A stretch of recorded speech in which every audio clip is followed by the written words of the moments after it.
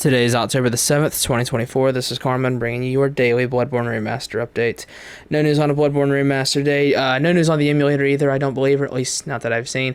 If you ever see any news on the emulator that I myself don't mention, feel free to drop it in the comments. I'll mention it in the next daily update and say, hey, this guy told me about it. You know, sometimes I don't have time to keep track of everything. I'm very busy with work and such.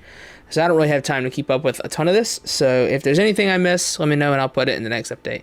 But gaming news, we actually do have something for, some news for this. So first of all, I didn't mention it yesterday because I didn't see it till I opened Twitter 15 minutes after the update went up. That is that 343 Studios has rebranded to Halo Studios, and they are focused on several new Halo projects. They abandoned the old engine and they moved to Unreal 5. They showed some concept footage.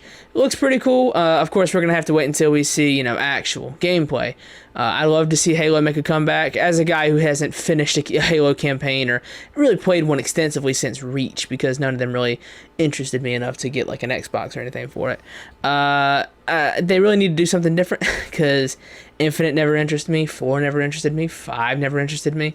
Reach was good though, so we'll see if they can turn it around. Another gaming news, Alien Isolation is getting a sequel. It's in early development right now. Pretty cool. I haven't played Alien Isolation. It's on my list of things to play, but it looks very, very cool. And we'll see if the sequel is very good.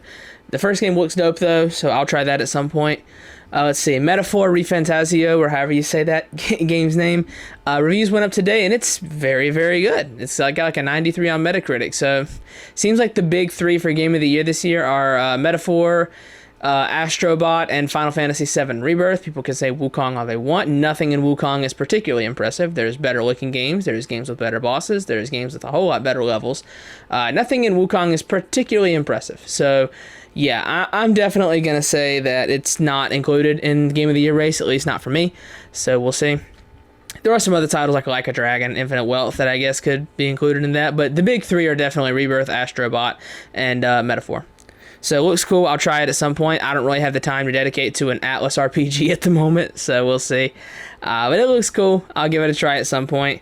Until Dawn Remaster is getting absolutely flamed, rightfully so, because the whole point of the remaster is that it removes any art direction that the original game had.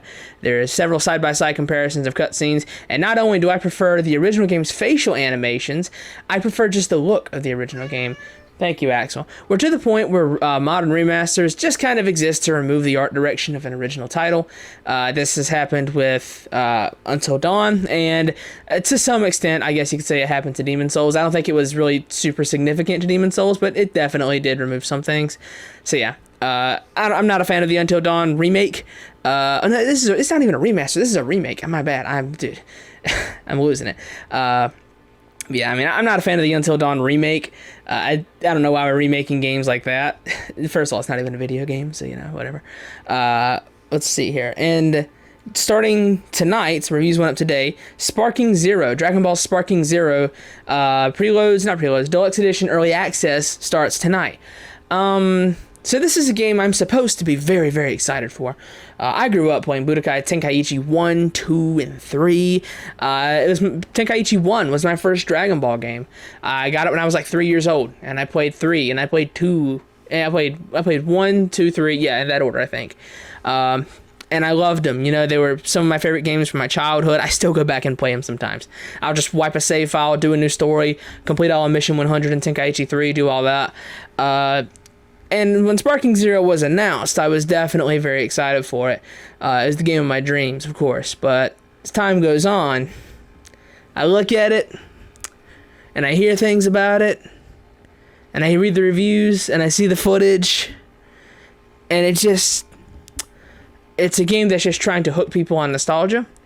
In every way aside from graphics and a larger roster, it's either the exact same or a step back from the previous Tenkaichi games. I will probably play it just to see for myself because I feel like I'm obligated to buy it. But my hype levels for that are about a 0. Despite me being such a huge Dragon Ball fan, I grew up with it. I grew up with the Tenkaichi games. I love this whole series. I'm interested in anything Dragon Ball that comes out, especially Daima coming up soon. But I look at Sparking Zero and I don't feel anything for it, and I just kind of I don't see what the appeal is. It's just a bunch of people who are very excited. Oh my god, it's just got the same style as the old games I played. But I'm looking at Sparking Zero, and you know what I'm not seeing? I'm not seeing the ultimate battles from the original. I'm not seeing ranking battle from Tenkaichi 1, course battle from Tenkaichi 2. I'm not seeing Mission 100 or Sim Dragon from Tenkaichi 3. Sure, there's world tournaments, but again, that's the bare minimum. I look at the story, and I'm looking at the story for Sparking Zero, and it's worse than definitely 2 and maybe even 3. I'm sure this game's going to be better than Tenkaichi 1, but I'm not going to believe that it's better than 2 and 3, because I don't think it's possible. Not with what I'm seeing.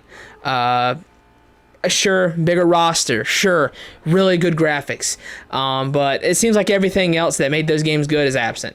I'm not going to rant too much longer on this, but I'll definitely say this is a game that's definitely just trying to hook people on nostalgia, and if I had to describe the game so far from what I've seen, I would say all style and no substance. There's not really anything here, and it's definitely not worth $70. I'll tell you that much. This is probably like a 40 to 50 hour game, and the big thing is the roster is 180 characters long, but there's like 20 characters really, because if you know anything about Tenkaichi, and this follows the same principle, which I hope they would improve upon, which is there's like maybe 10 to 15 different types of characters, and all 100 something characters are all funneled into those types, and they share those combos. So you really only have like a handful of characters, really. The only thing that changes is the super moves. I'll end the update. I'm rambling about Sparking Zero because I could talk about this for a while. I could pack a whole video with my thoughts if I thought it would get views.